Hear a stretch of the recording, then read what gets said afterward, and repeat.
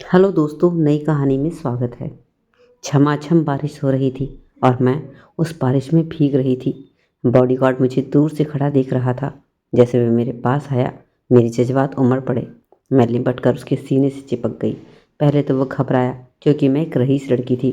फिर जैसे ही उसने उसके दोनों हाथ मैंने अपने नरम नरम पर रखे, वह बहक गया। और फिर उसने मुझे पूरी रात, यह बात 3 साल पुरानी है, लेकिन आज भी जब मैं उस मीठी रात को याद करती हूँ तो मेरे शरीर में एक सिरहन सी आ जाती है। वह बारिश की रात थी जब उसने मेरे एक एक अंग को संतुष्ट कर दिया था। लेकिन आज मैं जहाँ खड़ी थी, आज का दिन मेरे लिए बहुत बड़ा था। आज मेरी शादी थी। मेरा नाम काव्या है। मैं बहुत ही रईस ख़ानदान से ताल्लुक़ रखती हूँ। मेरे पापा का करोड़ों का बिजनेस है। मैंने अपनी ज़िंदगी में कभी भी गरीबी नहीं देखी। जब मैं पैदा हुई तो सोने की चम्मच मेरे मुंह में थी। उसके बाद से आज तक जो चीज़ मैंने मांगी, मेरे पापा ने मुझे मेरे सामने मौजूद करके दी। बचपन में महंगे कपड़े, खिलौने सब मिला था, और अब बड़ी होने पर बंगला, गाड़ी सब कुछ मेरे पास है। बस मेरे जीवन में एक कमी थी, और वह यह थी कि मैं दुल्हन बनकर बैठी थी और मेरा प्यार मुझे नहीं मिल पाया था। एक यही चीज़ थी जो मेरे पापा मुझे नहीं दे पाए थे। कभी कभी सोचती हूँ, क्या एक रात में किसी से प्यार हो सकता है? तो कहूँगी हाँ, बिल्कुल हो सकता है। यदि उसी एक रात में बिताए गए पल आपकी ज़िंदगी को सुकून दे जाएं और आपकी जहन में यादें छोड़ दे जिनके सहारे इंसान पूरी ज़िंदगी काट सकता है। आज मेरी शादी है, पर मेरे प्यार से मेरी शादी नहीं है। मेरे पापा के पसंद के लड़के से मेरी शादी है। पिछले 3 सालों में मैंने अपने प्यार को बहुत ढूंढने की कोशिश की, लेकिन नहीं मिला। मैंने पापा को भी अपनी मोहब्बत के बारे में बताया था, लेकिन हमारे जैसी सोसाइटी में शादी समझौता है। एक बिजनेसमैन की बेटी को एक बिजनेसमैन के बेटे से ही शादी करनी होती है, ताकि बिजनेस और ज़्यादा बढ़ सके। मेरी शादी भी एक समझौता ही है। आज रवि से मेरी शादी है, लेकिन मैं प्यार तो अभय को करती थी। अभय को मैंने बहुत ढूंढा, लेकिन मुझे वह नहीं मिला। कभी कभी तो मुझे शक होता था कि कहीं उसे मेरे पापा ने ही इस दुनिया से गायब तो नहीं करवा दिया था, या फिर उसको आसमान निगल गया, या फिर धरती निगल गई। मैं अभय को दिल ही दिल में बहुत चाहती थी। आज मैं यही सोच रही थी कि कोई चमत्कार हो जाए और मेरी शादी में अभय आ जाए और मैं उसके साथ भाग जाऊं। मेरी शादी में पापा ने करोड़ों रुपए खर्च किए। शहर का हर एक रईस आदमी मेरी शादी में मौजूद था। सबके चेहरे पर खुशी और रौनक थी, सिवाय मेरे। ब्यूटी पार्लर वाली लड़की आई और वह मुझे सजा रही थी, लेकिन मैं पिछले 3 सालों की यादों में खोई हुई थी। 3 साल पहले कुछ गुंडों ने मेरे परिवार को धमकी दी थी। हमारे परिवार को काफ़ी खतरा था, इसलिए पापा ने मेरे लिए भी एक बॉडीगार्ड रख दिया था। उस बॉडीगार्ड के साथ ही मैं कॉलेज भी जाया करती थी, लेकिन मैं अब उसके साथ जाते जाते थक चुकी थी। मुझे अपने दोस्तों के साथ एंजॉय करना था। यही सोचकर मैं बॉडीगार्ड की आंखों में धूल झोंक कर और अपने दोस्तों के साथ मस्ती करने निकल गई। लेकिन मुझे नहीं पता था कि मेरी ज़िंदगी खतरे में आ जाएगी। मुझ पर तो जवानी का जोश चढ़ा था, यहाँ तक कि मैंने अपना फ़ोन भी स्विच ऑफ कर लिया था। हम सभी दोस्त मिलकर क्लब चले गए। वहाँ हमने खूब डांस किया और शराब भी पी, और उसके बाद डांस करते करते जब हम थक गए तो लगभग 1 बज चुका था। इसलिए हम लोग वहाँ से निकलने लगे, लेकिन तभी बाहर निकलते ही हमें कुछ गुंडों ने घेर लिया। लेकिन न जाने क्यों उन गुंडों ने भी सभी को जाने दिया और मुझे पकड़कर एक काली कार में ले जाने वाले थे। मैं नशे में थी और मुझे किडनैप करने जा रहे थे। मैंने अपनी ज़िंदगी बॉडीगार्ड की आंखों में धूल झोंक कर खतरे में डाल ली थी। डर के मारे मेरी जान निकल रही थी कि तभी मैंने उसे पहली बार देखा था। वह न जाने एकदम से कहाँ से टपक गया था। उसने आते ही सारे गुंडों से लड़ाई की और मुझे छुड़ाया, और कहने लगा, जब तुम्हें और तुम्हारे परिवार को धमकी मिली है तो तुमने बॉडीगार्ड का साथ क्यों छोड़ा? मैं उसकी तरफ हैरानी से देख रही थी। मैंने कहा, तुम कौन हो? तो कहने लगा, मैं इस शहर का दादा हूँ, मेरा नाम अभय है। तुम घबराओ मत लड़की, मैं तुम्हें कुछ भी नहीं होने दूंगा। ये तुम्हारा कुछ नहीं बिगाड़ पाएंगे। उसके बाद उसने मुझे अपनी गाड़ी में बिठाया और वहाँ से जाने लगा। लेकिन तभी पीछे मुड़कर देखा तो वह गुंडे फिर से उठ चुके थे और उनकी गाड़ी भी हमारे पीछे पीछे भाग रही थी। वह मुझे कहने लगा कि तुम घबराओ मत, मैं तुम्हें कुछ नहीं होने दूंगा। रात का सन्नाटा छाया हुआ था। सारी सड़कें सुनसान थी और यह दोनों गाड़ियाँ तेज रफ्तार से भाग रही थी। उसके बाद अभय ने मुझे रेलवे लाइन क्रॉस कराया और शहर से बाहर ले जाने लगा। मैं घबराते हुए बोली कि तुम मुझे शहर से बाहर कहाँ ले जा रहे हो। तब कहने लगा, तुम चिंता मत करो, तुम्हारी ज़िंदगी बहुत ज़्यादा खतरे में है। वैसे भी तुम्हारे पास मुझ पर भरोसा करने के लिए अलावा कोई और रास्ता भी नहीं है। तुम मुझ पर भरोसा करो, मैं तुम्हें घर पर सुरक्षित पहुंचा दूंगा। मैंने उससे कहा कि नहीं नहीं, मुझे अभी मेरे घर छोड़ो। तब कहने लगा कि मुझे भी शौक नहीं है तुम्हें यूँ अपने साथ भगा कर ले जाने का। तुम कोई मेरी गर्लफ्रेंड नहीं हो और न ही मुझे शौक है अपनी ज़िंदगी तुम्हारे लिए खतरे में डालने का। इसलिए चुपचाप बैठ जाओ और मुझ पर भरोसा करो, मैं तुम्हें सुरक्षित तुम्हारे घर पर पहुंचा दूंगा। उसके बाद वह मुझे एक फार्म हाउस के अंदर लेकर गया। अब हमें गुंडों की गाड़ी भी दिखनी बंद हो गई थी। उसके बाद अभय ने अपनी गाड़ी भी अंदर कर ली ताकि गुंडों को ना पता लग पाए कि हम यहाँ पर हैं और वह हमारा पीछा करते करते यहाँ पर ना आ जाए। जब मैंने उससे पूछा कि ये किसका घर है तो कहने लगा, तुम चिंता मत करो, तुम यहाँ आराम से रहो। रात के वक्त लगभग 2 बज चुके थे और मुझे नींद भी आने वाली थी। मैं शराब के नशे में थी और सोफे पर बैठे बैठे न जाने कब मेरी आंख लग गई, लेकिन अचानक से किसी आवाज़ ने मेरी आंख को खोल दिया। मैं डर चुकी थी कि ना जाने किस चीज़ की आवाज़ है। मैंने देखा आसपास अभय भी नहीं था। मैं घबरा कर पूरे घर में अभय को ढूंढने लगी, लेकिन मुझे वह कहीं नहीं दिखा। सुबह के लगभग 4 बज चुके थे। बाहर जाकर देखा तो अभी भी अंधेरा था। मैं फिर से अंदर आ गई, लेकिन फिर से वही आवाज़ गूंजी तो मैं बाहर जाकर देखने लगी। वह बादल की गरजने की आवाज़ थी। उसके बाद तेज बारिश शुरू हो गई। मैं बाहर निकल आई, आसपास देखा, कुछ नहीं था। पूरा इलाका सुनसान था। चारों तरफ खेत ही खेत थे और लहरा रहे थे। अभय मुझे वहाँ कहीं भी नहीं नजर आ रहा था, लेकिन अभय की कार वहीं खड़ी थी जहाँ उसने छुपाई थी। मुझे थोड़ा डर भी लग रहा था, लेकिन बाहर के सुहावने मौसम को देखकर मेरे अंदर एक नई उमंग सी आ गई थी। और ऊपर से बारिश। बारिश तो मुझे बहुत ही पसंद थी, इसलिए मैं सब कुछ भूल कर बारिश में भीगने लगी। मिट्टी की भीनी भीनी खुशबू मुझे दीवाना सा बना रही थी। आज मैं अपने आप को आज़ाद महसूस कर रही थी, क्योंकि जब मैं घर पर रहा करती थी तो हमेशा किसी न किसी की नज़र मुझ पर रहा करती थी। हर समय मेरे पास बॉडीगार्ड हुआ करते थे, लेकिन आज मुझे आज़ादी का अजब सा ही एहसास हो रहा था। आज मुझे ऐसा लग रहा था जैसे अगर मैं शायद गरीब होती तो जो मेरी इच्छा थी मैं भरपूर जी सकती थी।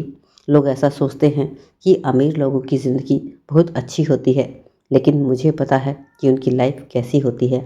हर समय एक कैद में रहना, मीडिया वालों के सामने रहना और अपनी हर छोटी बड़ी चीज़ दुनिया के सामने रखना। इंसान अपनी ज़िंदगी आज़ादी से जी भी नहीं सकता है, ना कहीं घूम सकता है। अगर हम किसी से बात भी करते हैं तो उसे हमारा बॉयफ्रेंड बना दिया जाता है। आज महसूस हो रहा था कि बहुत खुश नसीब लोग होते हैं वह जो अपनी ज़िंदगी अपनी मर्ज़ी से जीते हैं। मुझे तो पढ़ाई भी अपने घर वालों की मर्ज़ी से करनी पड़ी थी कि मुझे क्या लेना है, यह भी मेरे घर वालों ने ही डिसाइड किया था। लेकिन आज बारिश में भीग कर मुझे बहुत आनंद आ रहा था, लेकिन तभी मुझे महसूस हुआ कि शायद मुझे कोई देख रहा है। मैं थोड़ा सा डर गई और अपने चारों तरफ देखने लगी, लेकिन मुझे कोई नहीं दिखाई दिया। मैं फिर से बेफिक्र होकर बारिश में भीगने लगी। तभी मुझे कुछ एहसास हुआ कि शायद ही मुझे कोई देख रहा है, पर मैंने पलट कर देखा तो वहाँ पर अभय खड़ा था और मुझे घूर घूर कर देख रहा था। ऐसा लग रहा था जैसे वह मेरे भीगे बदन को छूना चाहता है। मैं उसकी तरफ देखने लगी और सोचने लगी, यह वही इंसान है जिसने कल रात मेरी जान बचाई थी और यही वह इंसान है जो मुझे मेरे मम्मी डैडी तक पहुँचाएगा। मैं भी उसकी तरफ देखने लगी। देखने में वह बहुत ही हैंडसम था। उम्र लगभग 26 साल के आसपास थी। वैसे तो देखने में गुंडा लग रहा था, लेकिन अगर अच्छे कपड़े पहनता तो ज़रूर एक शरीफ और अच्छे ख़ानदान का दिखता।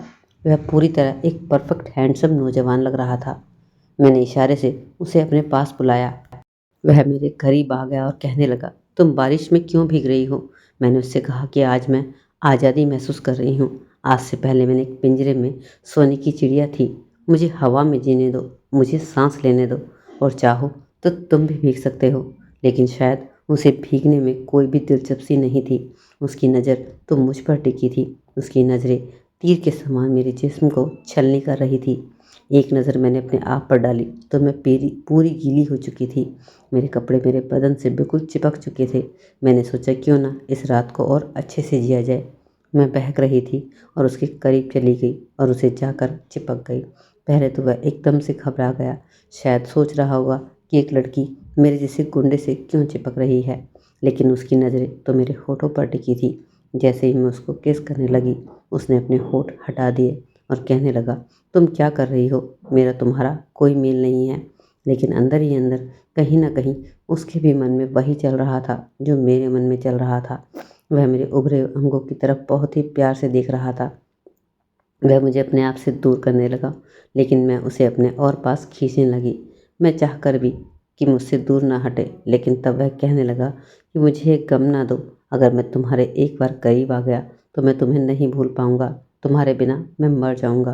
पर मेरे अंदर तो एक आग लगी थी, और वह आग यह ताकतवर इंसान ही बुझा सकता था। और यह ताकतवर इंसान मुझे आगे ज़िंदगी में सुरक्षित भी रख सकता था। आज इस इंसान ने मेरी जान बचाई थी, और मैं इसे अपने आप को सौंपना चाहती थी। उसको शांत करने के लिए मैंने उसका हाथ पकड़ लिया और उसके दोनों हाथों को अपने नरम नरम अंगों पर रख दिया। उसके बाद उसने आंखें बंद कर ली और मदहोश होने लगा। उसके बाद उसने मुझे बाहों में कसकर पकड़ लिया। वह मुझे बेहद आताशा चूमने लगा। हम दोनों खुला आसमान के नीचे प्यार कर रहे थे। लहराते खेत खलियानों के बीच मोहब्बत का मज़ा ही अलग आ रहा था। इतनी तेज बारिश में भी मैं उसके शरीर की गर्मी महसूस कर पा रही थी। मेरा रोम रोम खिल उठा था। मैं उसकी मोहब्बत की बारिश में पूरी तरह भीग चुकी थी। मुझे यह भी डर नहीं था कि आसपास में कोई देख रहा होगा। उस रात मैं बिल्कुल बेकाबू हो चुकी थी। धीरे धीरे सुबह होने लगी। सूरज की रोशनी आ रही थी। उसने मुझे अपने आप से अलग किया और कहा, अंदर चलो, सुबह हो गई है। लेकिन अंदर आकर भी वह कहाँ रुकने वाला था। उसके बाद उसने मुझे लगभग 11 बजे तक प्यार किया। उसके बाद कहने लगा, चलो मैं तुम्हें तुम्हारे घर छोड़ देता हूँ। फिलहाल फार्म हाउस की अलमारी में ही हमें कुछ कपड़े मिल गए। हमने चेंज किया और हम वहाँ से निकलने लगे। लेकिन थोड़ी ही दूर निकले थे कि तभी हमें वही वैन फिर से नज़र आई। वह हमारा फिर से पीछा कर रही थी। शायद पूरी रात इस तरह रोड पर ही घूम रही थी और हमें ढूंढने की कोशिश कर रही थी। मुझे घबराहट होने लगी थी। मैंने अभय को कसकर पकड़ लिया और कहा, मुझे बचा लो, नहीं तो मुझे जान से मार देंगे। अभय गाड़ी तेज भगा रहा था, लेकिन तभी एकदम से वो चौंका और कहने लगा, अरे ये क्या हुआ। मैंने घबरा कर पूछा, क्या हुआ। कहने लगा, मेरी गाड़ी का शायद पेट्रोल ख़त्म होने वाला है। मैं बहुत ज़्यादा घबराने लगी। मैंने कहा, अब क्या होगा, अब हम लोग नहीं बच पाएंगे। अभय ने एकदम से गाड़ी रोक दी। फिर कहा, तुम गाड़ी में बैठ जाना, बाहर बिल्कुल भी मत निकलना। उसके बाद वह बाहर निकला। तब तक वह लोग भी हमारी गाड़ी के बिल्कुल करीब आ चुके थे। उसके बाद उन लोगों में आपस में हाथापाई होने लगी। मैं सब देख रही थी। मैंने अपना दिमाग लड़ाने लगी कि अगर अभय को इन लोगों ने कुछ कर दिया तो मैं भी नहीं बचूंगी। तभी मैंने अपने डैडी को फ़ोन करके मिलाया और अपनी लोकेशन भेज दी, और कुछ ही देर में वहाँ पुलिस भी पहुँच गई। उन गुंडों को पुलिस ने पकड़ लिया, लेकिन तभी एक बड़ी सी काली कार आकर रुकी और फिर उसमें से मेरे डैडी निकले। डैडी ने आते ही मुझे गले से लगा लिया और कहने लगे, तुम पूरी रात कहाँ थी, हम कितना परेशान हो चुके थे, तुम्हें कितना ढूंढ रहे थे, और तुमने अपना मोबाइल भी बंद कर दिया था। मैंने कहा, डैडी मैं डिस्को चली गई थी, उसके बाद बहुत लेट हो गया और मुझे गुंडों ने घेर लिया था, लेकिन इस लड़के ने मेरी जान बचाई। पापा ने अभय की तरफ देखा तो उन्हें इस बात की खुशी नहीं थी कि मेरी जान बच गई। वह तो उसे गुस्से से देख रहे थे। जैसे ही अभय करीब आया, डैडी उससे कहने लगे, तुम मुझे फ़ोन नहीं कर सकते थे, अपनी बहादुरी दिखाने की क्या ज़रूरत थी। मुझे पापा की बातों पर गुस्सा आ रहा था। मैं अभय की तारीफ़ों के पुल बांध रही थी, लेकिन डैडी को बहुत गुस्सा आ रहा था। तभी अभय कहने लगा, मैं किसी भी तरह अपनी जान पर खेल कर तुम्हारी बेटी की जान ज़रूर बचाता। अब दोनों तरफ जंग बराबर हो रही थी। दोनों ही मुझसे मोहब्बत करते थे। उसके बाद डैडी ने कार का दरवाज़ा खोला और मुझे खींचकर कार में ले गए। मैं उनसे कहती रही कि एक बार मुझे अभय से मिलने दो, उसने मेरी जान बचाई है और मैं उसे मोहब्बत करने लगी हूँ। लेकिन डैडी मुझे गुस्से से देखने लगे और कहने लगे कि तुम्हारी शादी पहले ही तय हो चुकी है, और इस तरह मुझे घर ले आए। घर पर आकर उन्होंने मुझे कैद कर लिया था और बहुत से बॉडीगार्ड मेरी देखरेख के लिए लगा दिए थे। मैं बहुत दिनों तक अभय की तलाश करती रही, लेकिन अभय मुझे कहीं नहीं मिला। मैं आखिरी वक्त भी उससे कोई बात नहीं कर पाई थी। मैं उसके साथ बिताए पल कभी नहीं भूल पा रही थी। मुझे उससे सच्ची मोहब्बत हो गई थी। आखिरी वक्त में उसे थैंक यू तक नहीं कह पाई थी। उसके माथे पर चोट लगी थी, उसकी नाक से खून बह रहा था। मैं उसे हक करके प्यार करना चाहती थी, लेकिन डैडी ने मुझे मौका ही नहीं दिया था और आज वह दिन था जब मेरी शादी थी और मैं उसे याद करके रो रही थी। मेरी आंखों से आंसू बह रहे थे। पार्लर वाली लड़की कहने लगी, दीदी आप रोना बंद करो, कहीं आपका मेकअप ख़राब हो जाएगा। वह मेरा मेकअप दोबारा ठीक करने लगी। तभी डैडी कमरे में आए, उस लड़की को बाहर भेज दिया और मेरा माथा चूमते हुए कहने लगे, आज मेरे लिए सबसे बड़ा दिन है, आज मेरी बेटी दुल्हन बनी है। मैंने नज़र उठाकर डैडी की तरफ देखा और कहा, डैडी आपने मुझे ज़िंदगी का आज तक हर सुख दिया, लेकिन मैं जिससे मोहब्बत करती हूँ आज आप मुझे उससे दूर करने जा रहे हैं और मुझे ज़िंदगी भर गम दे रहे हैं। यूँ मुझे खुशियाँ देकर अब मेरी ज़िंदगी में गम न भरो। मैं रवि से मोहब्बत नहीं करती हूँ, मैं अभय से मोहब्बत करती हूँ। आप मेरी खुशी को न चुनकर अपने रुतबे को चुन रहे हैं। और इतना कहकर मैं कमरे से बाहर आ गई। बचपन से मेरे डैडी मुझे बहुत प्यार करते थे। हालांकि मेरी मम्मी मेरे भाई से प्यार करती थी। मैंने मम्मी से भी इस बारे में बात की, पर मम्मी ने साफ कह दिया कि जहाँ तेरे डैडी चाहेंगे वहीं तेरी शादी होगी। अब मैं मम्मी पापा से किसी बात नहीं करना चाहती थी। बारात दरवाजे पर पहुंच चुकी थी। जैसे ही मैं बाहर आई स्वागत के लिए, देखा रवि के साथ एक और लड़का था, जिसे देखते ही मैं हैरान हो गई क्योंकि वो अभय था। मैंने अपनी एक सहेली को बुलाया और पूछा कि लड़का कौन है। तब मेरी सहेली ने मुझे बताया कि ये रवि का बॉडीगार्ड है, जहाँ जहाँ रवि जाता है इसके साथ ही रहता है। मैंने अपनी सहेली से कहा, मुझे एक बार इस बॉडीगार्ड से मिलना है, प्लीज़ तुम मेरी मदद करो, एक बार मुझे उससे मिलवा दो। मुझे सहेली हैरान होने लगी, कहने लगी, तुम बॉडीगार्ड से क्यों मिलना चाहती हो? मैं तो सोच रही थी कि तुम रवि को देखने के लिए बेताब होगी। तब मैंने उससे कहा कि तुम बस मेरी मदद कर दो, मेरा उससे मिलना बहुत ज़रूरी है। मैं तुम्हें कुछ लिख कर दे रही हूँ, तुम्हें चिट्ठी उस अपने बॉडीगार्ड को जाकर देनी है। और मैं अपने कमरे में आ गई। उसके थोड़ी देर बाद ही अभय बॉडीगार्ड मेरे कमरे में था। मैं उसे देखते ही बहुत खुश हो गई। मैं कहने लगी, अभय तुम इतने दिनों से कहाँ थे? मैं तुम्हें पूरे 3 सालों से ढूंढती रही, मुझे कहीं नहीं मिले, और अब मिले हो तो अपने पति के बॉडीगार्ड के रूप में मिले हो। लेकिन जो भी हो, मैं तुम्हें चाहती हूँ। अभय तुम मुझे यहाँ से भगा कर ले चलो, मैं तुम्हारे साथ जाने के लिए तैयार हूँ। मैं तुमसे बहुत प्यार करती हूँ। लेकिन जब उसके मुंह से कुछ ऐसा निकला जो मैं सुनना भी नहीं चाहती थी, तो मेरी आंखों से आंसू बहने लगे। कहने लगा, मैं शादीशुदा हूँ और अब मेरे बच्चे भी हैं। उस रात मैं तुम्हें देखकर बेकाबू हो गया था और अपनी हद भूल बैठा था। वह रात मैं ज़िंदगी भर भी नहीं भूल पाऊंगा। लेकिन अब मैं अपने 2 बच्चों और बीवी को छोड़कर तुम्हारे साथ कैसे भाग सकता हूँ? मुझे दोबारा मिलने की अब कभी तुम कोशिश भी मत करना। इतना कहकर वह मेरे कमरे से बाहर निकल गया और मैं वहीं खड़ी की खड़ी रह गई। मेरा शरीर पूरी तरह काँप रहा था। मेरे पास कोई भी रास्ता नहीं था सिवाय रवि से शादी करने का। इसलिए मैंने अब अपने मन को मारकर रवि से शादी कर ली और मेरे पापा ने मुझे विदा कर दिया। मैं उदास मन से ससुराल पहुंच गई। अभी तक मेरी रवि से कुछ खास बात नहीं हो पाई थी। मैं रात को कमरे में बैठी रवि का इंतज़ार कर रही थी और यह सोच रही थी कि आज मुझे उस इंसान का होना पड़ेगा जिससे मैं मोहब्बत ही नहीं करती हूँ। मेरे मन में तो यहाँ तक कि यह भी ख्याल आने लगा था कि मैं धीरे धीरे रवि के बॉडीगार्ड अभय से अपनी दोस्ती बना लूँगी, उसे अपनी मोहब्बत के जाल में फिर से फंसा लूँगी। लेकिन तभी रवि कमरे में आ गया। मैं घूंघट करे बैठी थी। उसने मेरा घूंघट उठाया। मैंने अपनी नज़र नीचे कर रखी थी। उसने मुझे डायमंड का सेट गिफ्ट किया। लेकिन मैं यह सोच रही थी शायद मुझे डायमंड के बदले वह अपना बॉडीगार्ड मुझे दे दे और मैं उसे कहकर हमेशा हमेशा के लिए उसके बॉडीगार्ड को अपना बॉडीगार्ड बनवा लूँगी और अपनी मोहब्बत को पूरा कर लूँगी, अपने जिस्म की आग को ठंडा करूँगी। लेकिन जैसे ही मैंने अपनी नज़र उठाई, मेरे पैरों तले ज़मीन ही निकल चुकी थी। सामने रवि नहीं बल्कि अभय बैठा था। मैं देखकर चौंक गई और कहा, तुम यहाँ क्या कर रहे हो? रवि कहाँ पर है? कहने लगा, बस मैं तुमसे आखिरी बार मिलने के लिए आया हूँ।